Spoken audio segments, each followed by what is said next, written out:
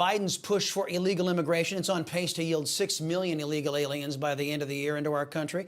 The Department of Homeland Security Secretary Alejandro Mayorkas has aided and abetted the administration in compromising America's safety by welcoming in violent criminals and deadly drugs across the southern border. In the spring, Texas Congressman Brian Babin and Jim Banks, they both sent a letter to Mayorkas warning that if he does not enforce the rule of law, there will be consequences. Joining me now, Texas Congressman and Border Security Caucus Co-Chair Brian Babin. Congressman, it's always fantastic to see you, sir. What are we looking at here? Criminal prosecution? What law has Mayorkas broken by not enforcing laws passed by Congress? Well, he raised his right hand, just exactly the way President Biden did, the way I did. And we swear an oath to the Constitution to uphold the law and to follow and enforce the law. Now, Mayorkas is in the executive branch. I'm in the legislative branch. We pass the laws in the legislature, at least we're supposed to, we're seeing a lot of the bureaucracy, the so-called fourth branch, which is not even mentioned in the Constitution, that tries to pass a lot of laws themselves. But Mayorkas is an executive, and he is supposed to be enforcing the law. He is the head of the Department of Homeland Security. He is the head of the Border Patrol, of ICE, of all the protective enforcement agencies that are supposed to make sure that we're safe and have national security. And yet he has fallen miserably down on the job. He has personally told me and our Border Security Caucus, and for that matter, even under oath, he has told some of our committees that he has operational control over our border. Nothing could be further from the truth. It is laughable. It is laughable. It's such just a blatant lie. And then when we found out there were 53 dead people, or several of them died in the hospital later on, of illegal immigrants who were left to die a miserable, horrible death because of the policies of Joe Biden and Alejandro Mayorkas. And Ms. Jean-Pierre, the press secretary at the White House, blamed she told us that the border was closed, and that's why they had to come in a truck. It was so ludicrous. Unfortunately, the laughability comes to a quick end when you think of 53 poor, miserable people that suffocated and died of exhaustion.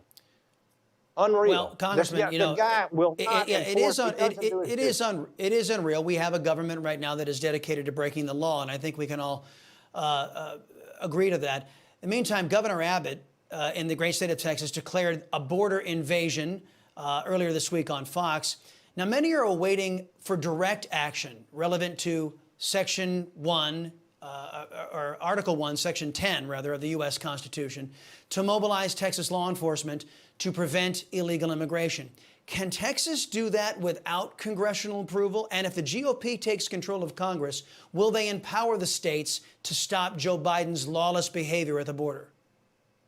Well, I think it's going to be, Chris, I'm not an attorney, but I can tell you that I have read the U.S. Constitution. And Article 4, Section 4 of the U.S. Constitution specifically says that the federal government will protect the states from invasion. And this is exactly what's happening. I think I applaud and commend the governor for coming out and making that statement. He didn't quite go as far as saying that declaring an invasion at the border. Not quite yet, but I'm telling you, he's dancing around it. And I'll tell you, the great state of Texas is going to have to stand up for itself and protect Texans and protect our property and protect our southern border, since the federal government under Joe Biden simply will not do the job. The truth is that illegal aliens need to be taken not back to the border in Texas and released. We've got to start removing these people to Mexico. We've got to put them back across the border. If we turn them loose at the border and they're still in Texas, they can just continue to walk north and come right on in, or turn themselves over to the Border Patrol. The Border Patrol has got there at the lowest morale point probably in their history. They have become Uber drivers and babysitters. Unfortunately, and being used as a, I hate to use this as a pun, but whipping boys. And I say that because we saw the whipping incident a few months ago of these mounted equestrian Border Patrol agents doing the job they're trained to do and being accused of being racist and being brutal, brutalizing these people, and even, oh horror, use bad language against, telling these people maybe a couple of vulgar I know. Hey, Congressman. Yeah, I got to scoot because we're just plumb out of time. But you know that the Biden administration is going to punish these guys anyway, and their crime is enforcing the law. And in Democrats' America, the law doesn't matter. And I'm hoping you Republicans can do something about that. Congressman Brian Babin, sir, appreciate the time as always.